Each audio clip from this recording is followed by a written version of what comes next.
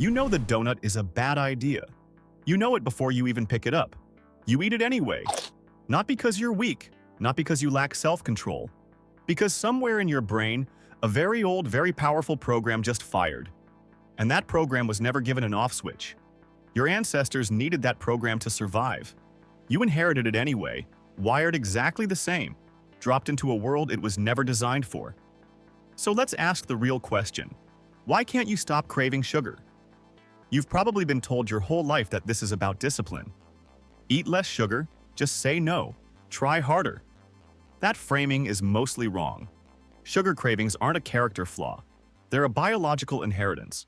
A survival mechanism that worked perfectly for 2 million years and only recently stopped making sense. You're not broken.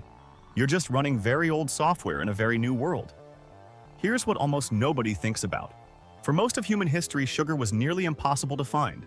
No candy, no soda, no bags of sugar on a shelf. Sugar existed mostly in one place, ripe fruit.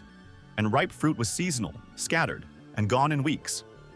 Occasionally, wild honey, guarded by bees, dangerous to reach, worth the risk anyway. That was it. That was the entire sugar supply of the ancient world. And ripe fruit meant something very specific, fast, safe, calorie-dense energy, at a moment when your next meal was never guaranteed. So, evolution did something logical. It made sugar feel amazing. The instant sugar hits your tongue, your brain releases a flood of dopamine, the same chemical tied to reward, motivation, and pleasure. This wasn't decoration. This was your brain screaming one instruction: found it. Eat it. Now. An ancestor who felt only mild interest in ripe fruit gathered less, stored less fat, survived leaner winters worse. An ancestor who felt an intense, urgent pull toward anything sweet? They ate first, stored more, outlasted famine. Multiply that advantage across thousands of generations, and you get a brain hardwired to treat sugar like an emergency. It gets more extreme. Your body isn't just wired to want sugar, it's wired to hoard it. Some researchers call this the thrifty gene hypothesis. Bodies that stored fat efficiently during rare feasts survived famines that killed bodies that didn't. Feast. Store fat aggressively. Survive famine. Repeat for thousands of generations.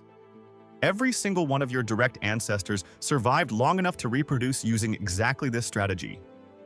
You are the end result of an unbroken chain of excellent fat stores. Now here's the collision. For 2 million years, sugar was rare.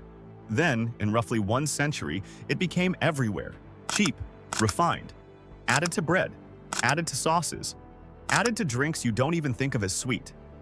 The average person today can access more sugar in a single afternoon than an ancient human might have found in an entire year. Your ancient alarm bell, found it, eat it now, is going off constantly for a resource that is no longer rare, no longer risky, and no longer limited. The result? Rising rates of obesity, type 2 diabetes, and metabolic disease, tracking almost exactly alongside the rise of cheap refined sugar in the modern food supply. Here's the part worth sitting with. Your cravings aren't malfunctioning, they're working exactly as designed. The system built to keep your ancestors alive during scarcity is the same system misfiring in an age of abundance. It's not broken code, it's outdated code, running perfectly in an environment it was never built to handle. Evolution never had a reason to build an off switch for sugar craving. In the ancestral world, you could never get too much of it. There wasn't enough sugar around to ever need one. Modern life removed the scarcity, nobody removed the craving, so why can't you stop craving sugar? Because you're not fighting a lack of willpower. You're fighting millions of years of finely tuned survival programming, built for a world where sugar was rare, valuable, and worth craving intensely. That programming kept your ancestors alive. It's the same programming sitting in your brain right now, completely unmodified, firing exactly as designed every time you see something sweet. Understanding that won't make the craving disappear, but it might make it a little easier to forgive yourself the next time it wins. You're not weak, you're ancient.